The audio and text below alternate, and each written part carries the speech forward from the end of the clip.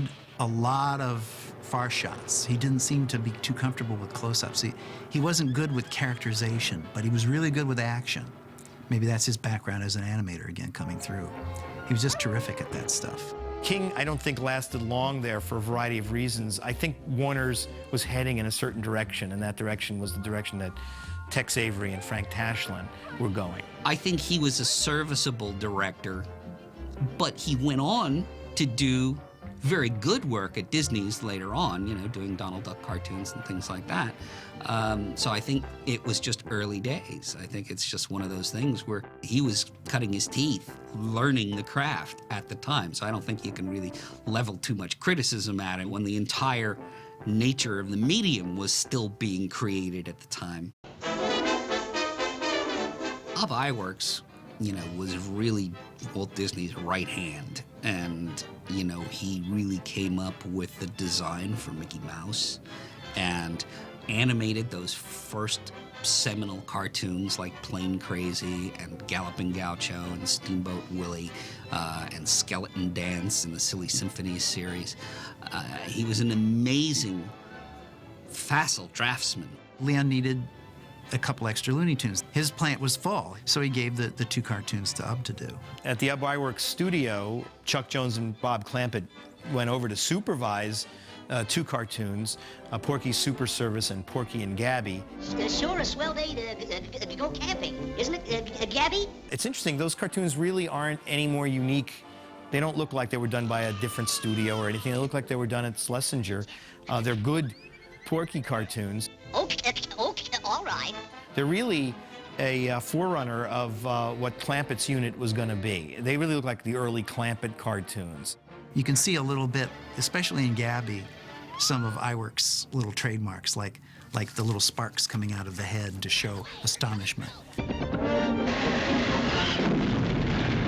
Little things like that. His Ub-like little comic strip, kind of like ideologues, like little question marks popping out of the head. But I think basically Ub's attitude was he was slumming, you know? He was just taking this stuff on because he needed the work. I mean, they turned out to be fine cartoons. I think people were just surprised that they didn't turn out to be Ub Iwerks Looney Tunes, you know, and continued, you know, being a technical innovator. He worked on Alfred Hitchcock's The Birds, and he went back to Disney's as kind of their head of special processes, creating a lot of the blue screen and yellow screen techniques that they used on films like Mary Poppins. He always had a niche for, you know, the things that he was genius at.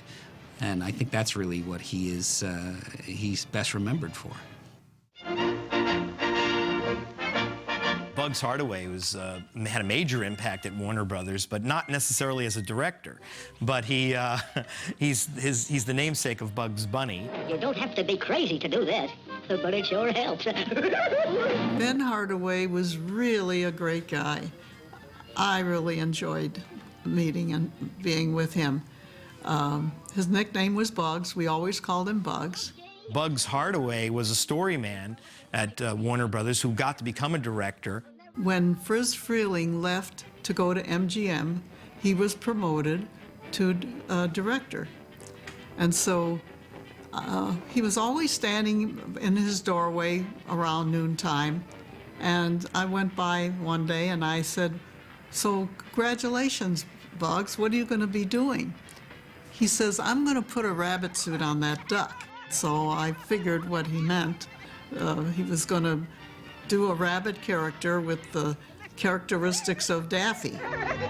Go get him, Zero. Pretty soon I noticed that we were painting a rabbit picture in black and white, and it was called Porky's Hare Hunt. The rabbit was not really a likable character at the time. Here I am, fat boy. But it seemed like everybody in the public who saw that movie liked it. And so they decided to make another rabbit picture. And they gave the assignment to Chuck Jones.